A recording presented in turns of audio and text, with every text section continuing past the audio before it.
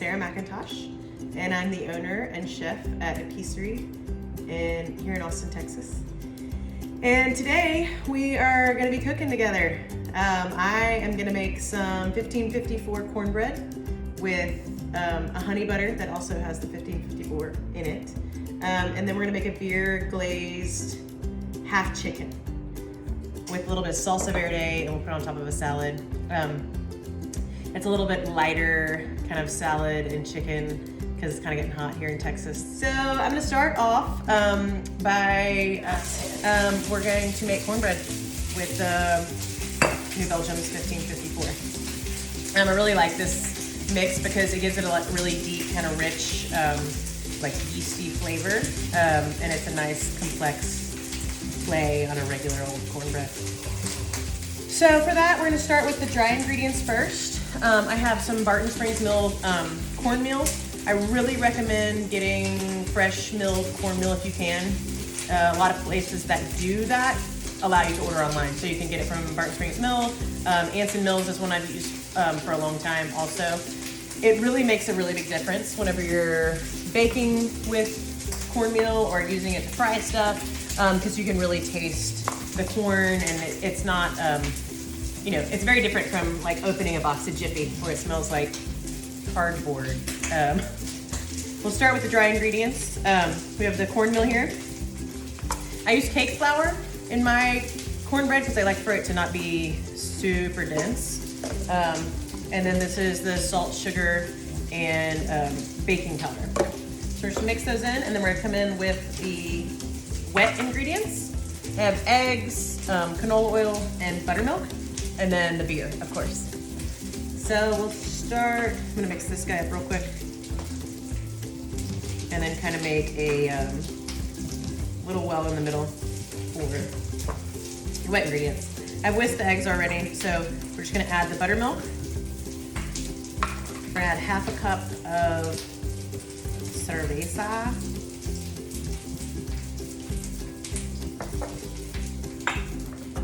The eggs, and canola oil. And then from there, you're just gonna mix it up, mix it together. And then we are gonna have our oven on 400 degrees.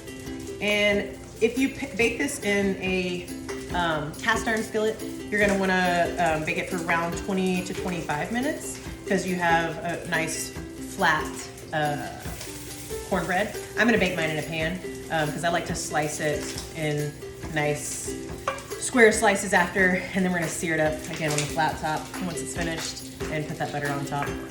So when you do it in a pan or in a pan like this or in a nonstick, you want to kind of butter your pan so it doesn't stick to the edges. Something a real nice little butter.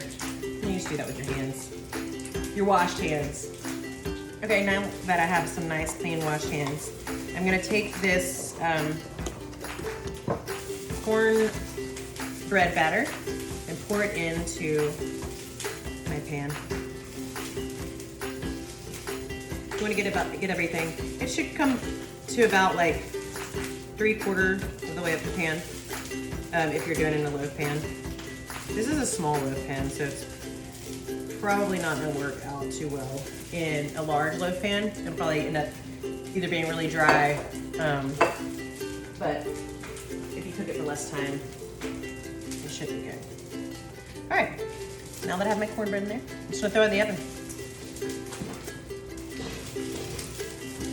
And again, that's gonna take about 30 to 40 minutes, really just till it's cooked through. And you should be able to tell by doing a little cake tester in there, it should come out clean. Now we're gonna move on to the chicken. These are 2 half chickens. We brine them at the restaurant, and then we smoke them. So they're kind of par cooked, they're not cooked all the way through.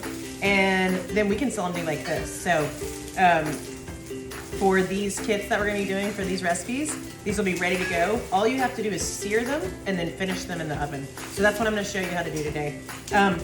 Just for a little background, the brine has lemon, honey, thyme, garlic, salt, and bay leaves in it. And we brine them for 24 hours, and then we take them out of the brine and we smoke them on our badass Franklin barbecue smoker. And then once they're done, we let them cool. And yeah, they're just cooked probably about halfway through, but it's awesome because the brine makes them super juicy. So today we're just going to sear them, put them in the oven, let them cook all the way through. And as they're cooking, we're gonna glaze it with that beer. So what I'm gonna do is take these birds. I am gonna salt the outside a little bit, even though the brine has plenty of salt in it to make the meat really salty, or nice and salty. And salting the outside is just gonna make the skin like a nice crispy salty skin, which everyone loves. So we're gonna let these just sear a little bit first. And while we do that, we're gonna start our glaze. So in this pot here, I have a cup of 1554 beer and a cup of sugar. So I'm gonna put it on the stove and just let it come to a boil, just so the sugar dissolves. Whenever you're glazing anything, even if you're grilling or glazing, if it has sugar in it, you wanna glaze towards the end. Because if you glaze in the beginning, you're just gonna burn, the sugar's gonna burn whatever you're cooking. So this chicken's probably gonna take about 10 to 15 minutes to cook all the way through. And the last 5 minutes is when I'm gonna do the glaze.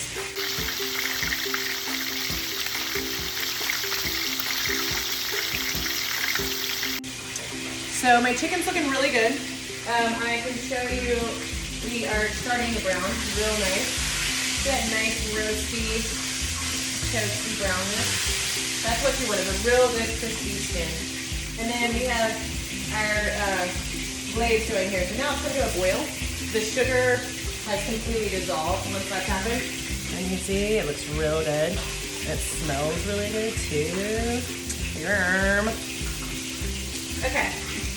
And our green onions look really good too. I'm gonna go ahead and flip this chicken, and then I'm just gonna throw it in the oven. I use a fork.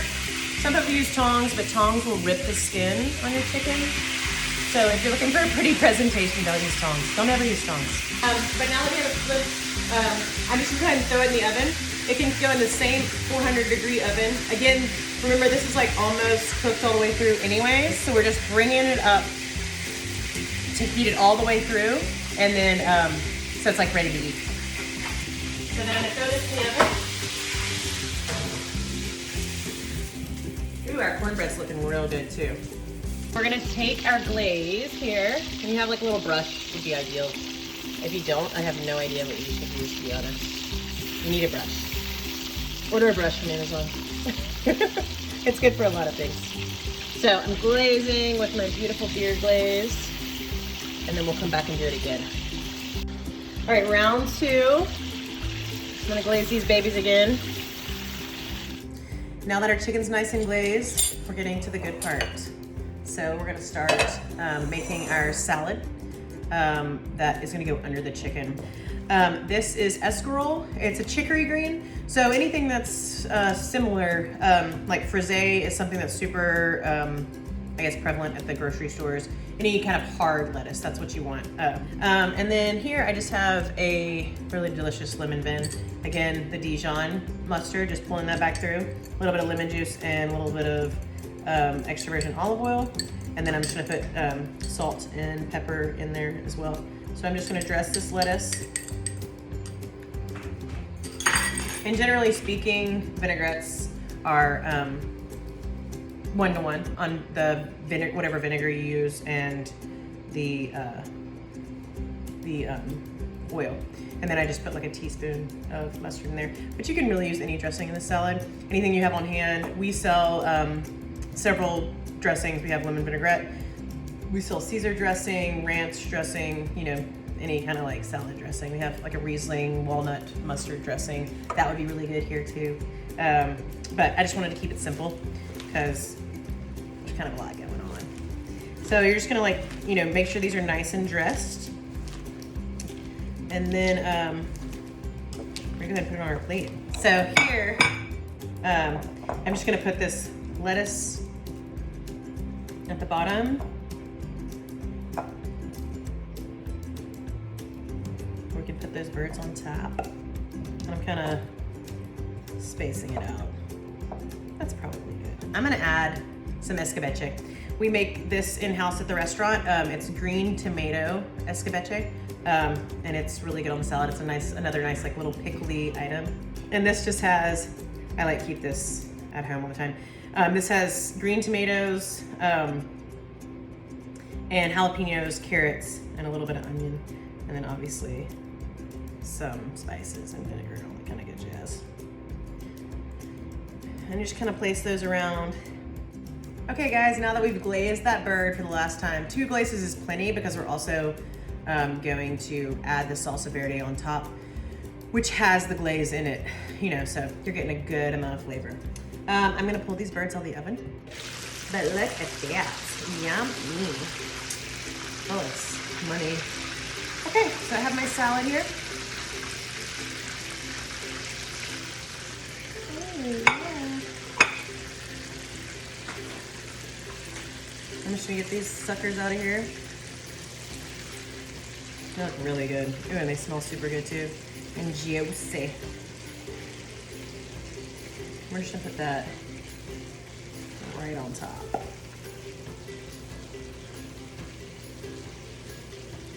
The smell of like the beer with the brine. Woo. Doesn't that look pretty? On the top of that 1990s salad. Oh yeah. The colors are to die for. Now we're going to take our salsa verde and just like douse that chicken in it. And it's got oil in it, so as soon as it kind of hits the hot chicken, it's gonna start melting all over there. It looks so good. Okay, so now we're gonna take that cornbread out of the oven while this is nice and hot, cooling down because it's probably a little too hot to eat right now. And then we're gonna slice and sear the cornbread and then put that nice honey butter on top. So let's make the honey butter. I'm gonna just set that aside real quick. I have butter that's warmed room temperature. It's probably about 4 tablespoons.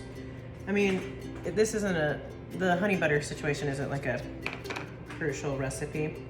I am going to take the honey, and that's probably about 3 tablespoons. And then I'm just gonna mash it into this warm butter. And then I'm gonna put sea salt in there as well. I'm gonna put a little bit of beer too, just to kind of give it the extra oomph. All right, and then just a little bit of beer. It's not really gonna absorb the beer because the fat content of the butter is not really, like fat doesn't really absorb water. It just doesn't happen. But just put a little bit in there. You'll just have little kind of pockets of beer juice in the honey butter. It'll be delicious. See what I'm talking about? That looks so good. Okay, so now let's look at our cornbread. Let's see what we're working with here. Oh yeah, that's so ready. It should be nice and golden brown like that on top.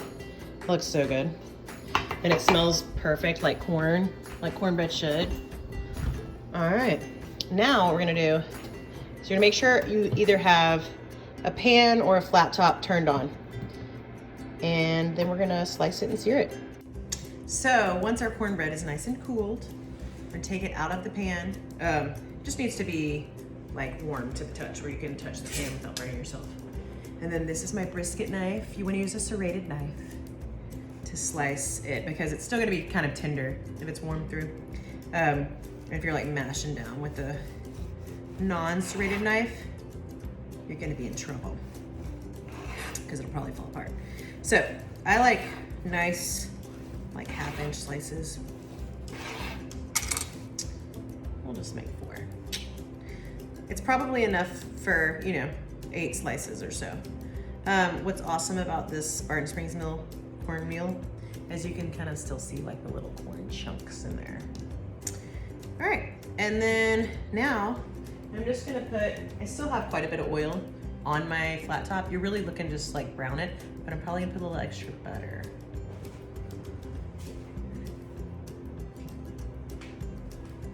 just to make it like extra delicious. All right. Ooh, it's gonna be good. Yeah, you want a nice like crispy crust on the outside. And once it gets crispy on one side, we're gonna flip it. And then once it's ready, we are going to add that honey beer butter to it. It's still super good, just by itself. That's yerm. And this is good too. So, while we wait for that, we'll have all these kits ready to purchase. We'll have the pre-smoked and brined chickens bagged up. They'll be sold by the half chicken. And we'll have the salsa verde made ahead of time. So you can just buy the salsa verde. And then we'll have the cornbread kits made so you can buy those as well. And then again, we have dressings on our website, on our grocery section. And we have lots of produce, and we're gonna have this meal kit and several other meal kits. Because if you are, you know, want to cook at home and have like options of eating it more than, you know, one time, a little bit cheaper meals, being able to do leftovers.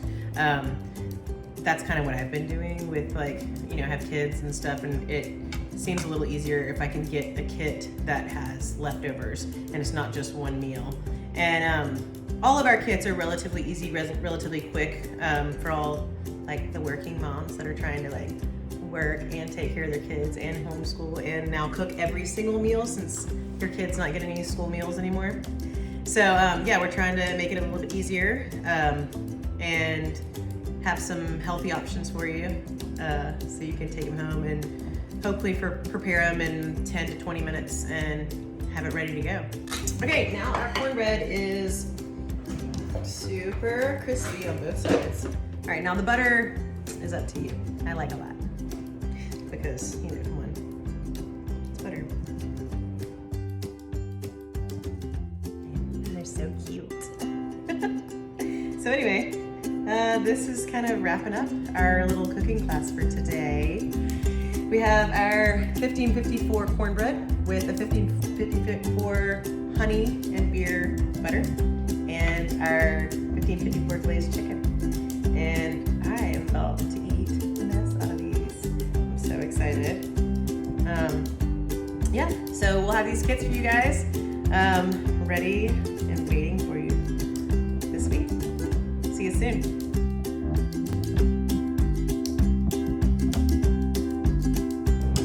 Okay, I know you're probably already done and eating already, but just in case you're watching this and not cooking along, I just have to show you how juicy this bird is because you wouldn't believe me. Look at that. Look at that juice. Holy pinche, man. That is some juicy bird. Look at that thing.